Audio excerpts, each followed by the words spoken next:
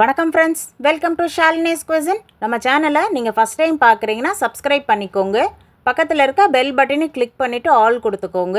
அப்போ தான் நான் போடுற எல்லா வீடியோஸுமே உங்களுக்கு அப்டேட்டாக வரும். இன்றைக்கி நம்ம பார்க்க போகிறது தேங்காய் குழம்பு. இந்த தேங்காய் குழம்பு செய்யறதுக்கு நம்மளுக்கு ஒரு 10லேருந்து ஒரு 15 நிமிஷம் போதும். வீட்டில் எந்த காய்கறியும் இல்லைன்னா ஒரு தேங்காய் மட்டும் இருந்துச்சுன்னா போதும். இந்த குழம்பை ரொம்ப சூப்பராக செஞ்சிடலாம்.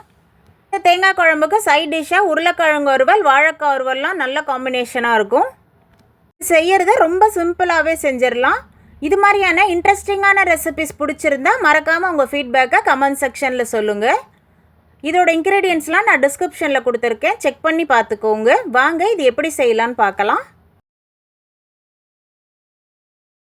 கடாயில் எண்ணெய் எதுவும் சேர்க்காம ஒரு தேங்காய் துருவுனது சேர்த்துக்கலாம். தேங்காவோட நிறம் மாறாமல் லேசாக இந்த மாதிரி வறுத்து எடுத்துக்கலாம்.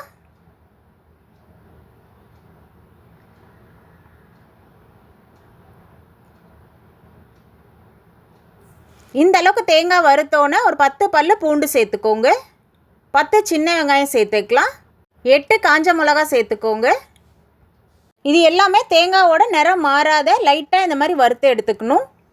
நம்ம மிளகாத்தூள் எதுவுமே சேர்க்க போகிறதில்ல, அதுக்காக தான் நம்ம காஞ்ச மிளகா சேர்த்துருக்கோம். இப்போ இது நல்லா ஆறின பிறகு ஒரு மிக்ஸி ஜாரில் சேர்த்துக்கலாம்.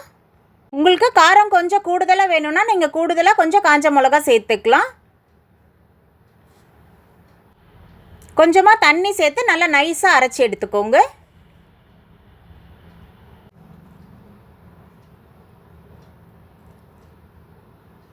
இந்த மாதிரி பக்குவத்தில் அரைச்சி எடுத்துக்கோங்க. இப்போ ஒரு பாத்திரத்தில் மாற்றிடலாம்.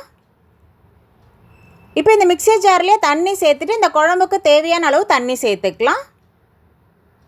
குழம்பு ரொம்ப தண்ணியாக இல்லாமல் இந்த மாதிரி பக்குவத்தில் இருக்கணும். அப்போ தான் ஊற்றி சாப்பிடும்போது நல்லாயிருக்கும். இந்த குழம்புக்கு தேவையான தாளிப்பு பண்ணிடலாம்.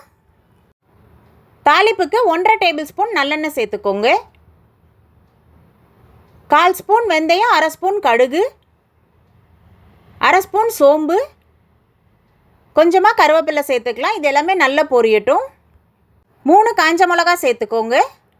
கீறி வச்ச 3 பச்சை மிளகா சேர்த்துக்கலாம். 1/2 ஸ்பூன் மஞ்சத்தூள். இப்போ இது எண்ணெயிலே லைட்டாக வதக்கி விடலாம். இதுக்கு நம்ம தேங்காவோட வெங்காயம் சேர்த்து அரைச்சிருக்கனால தாளிப்புக்கு தனியாக வெங்காயம் சேர்க்க வேண்டாம். இப்போ நம்ம அரைச்சி வச்சுருந்தா தேங்காய் விழுத சேர்த்துக்கலாம்.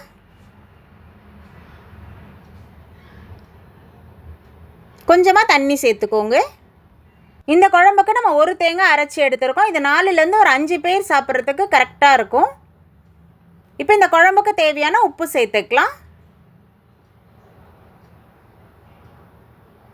உப்பு முதல் கொஞ்சமாக சேர்த்துக்கோங்க, அதுக்கப்புறம் பார்த்துட்டு உப்பு சேர்த்துக்கலாம்.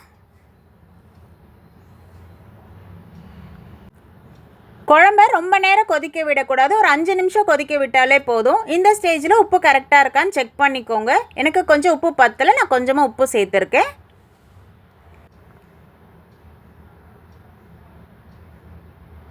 வீட்டில் எந்த காயுமே இல்லைனா தேங்காய் மட்டும் இருந்ததுன்னா போதும். சிம்பிளாக 10லேருந்து ஒரு 15 நிமிஷத்தில் இந்த குழம்பு நம்ம செஞ்சிடலாம். பொடியாக நறுக்குன்னா கொத்தமல்லி சேர்த்துக்கலாம். கொஞ்சமாக பச்சை கருவேப்பிலை சேர்த்துக்கோங்க. சேர்த்துட்டு நல்ல ஒரு மிக்ஸ் கொடுத்துக்கலாம். இப்போ இது எல்லா சைடும் நல்லா நுர கட்டிட்டு ஒரு 5 நிமிஷம் கொதிக்க விட்டாலே போதும்.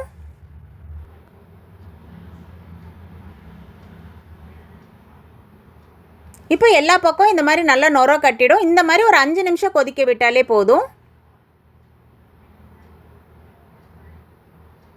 இந்த அளவுக்கு கொதிச்சோன்னா அடுப்பை ஆஃப் பண்ணிவிடுங்க.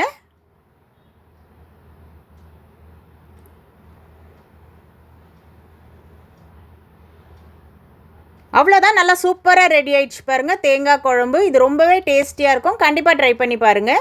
இந்த ரெசிபி உங்களுக்கு பிடிச்சிருந்தா லைக் பண்ணுங்கள், உங்கள் ஃப்ரெண்ட்ஸ் அண்ட் ஃபேமிலியோடையும் ஷேர் பண்ணுங்கள். மறக்காமல் ஷாலினிஸ் குவிசின் யூடியூப் சேனலை சப்ஸ்கிரைப் பண்ணிக்கோங்க. பக்கத்தில் இருக்க பெல் பட்டனை கிளிக் பண்ணிவிட்டு ஆல் கொடுத்துக்கோங்க. அப்போ தான் நான் போடுற எல்லா வீடியோஸுமே உங்களுக்கு அப்டேட்டாக வரும். எப்படி இருந்துன்னு கமெண்ட்லேயும் சொல்லுங்கள். தேங்க்ஸ் ஃபார் வாட்சிங்.